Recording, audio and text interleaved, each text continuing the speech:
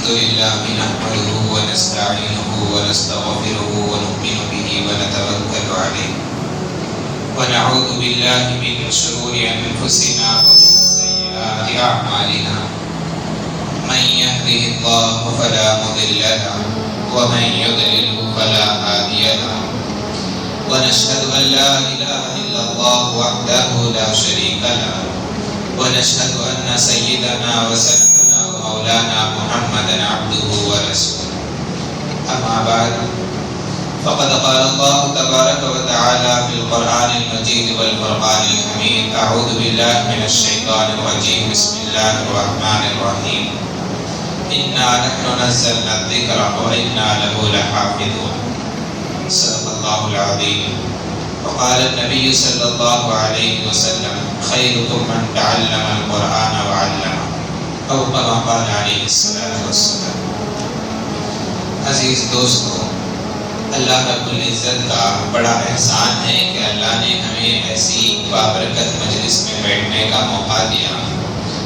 یہ مکاتب ہی ہیں جو بچوں کے ایمان کی حفاظت کرتی ہیں.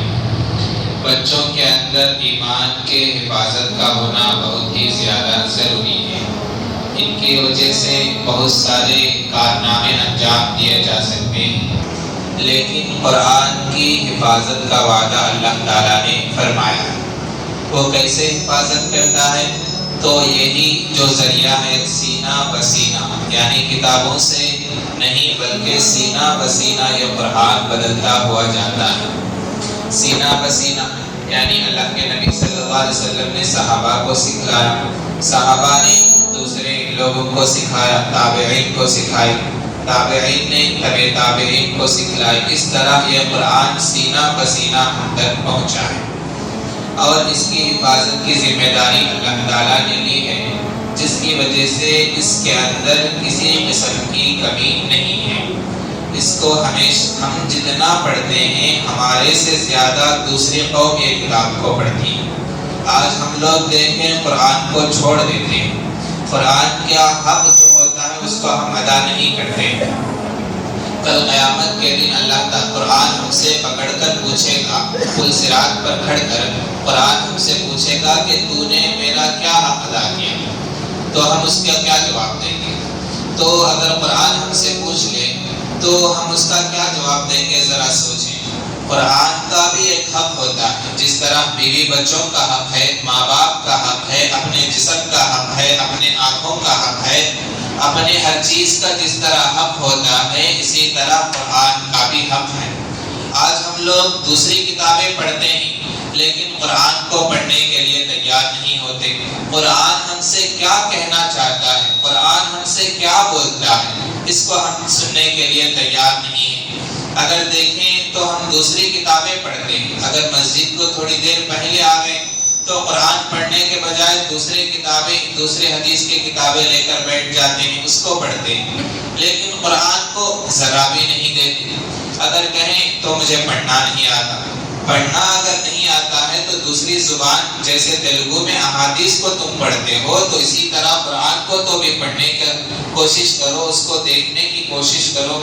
بعض علماء نے یہ بھی کہا ہے کہ قرآن کو اگر پڑھنا نہیں آتا ہے صرف لائنوں پر انگلی پھیرنے سے بھی ثواب ملتا ہے. جب صرف لائنوں پر انگلی پھیرنے سے ثواب مل سکتا ہے تو قرآن پڑھنے پر، قرآن کو دیکھنے پر، قرآن کو چھونے پر کیوں ثواب نہیں ملتا؟ اور قرآن یاد ہو تب بھی علماء نے قرآن کو دیکھ کر پڑھنے کا حکم دیا ہے.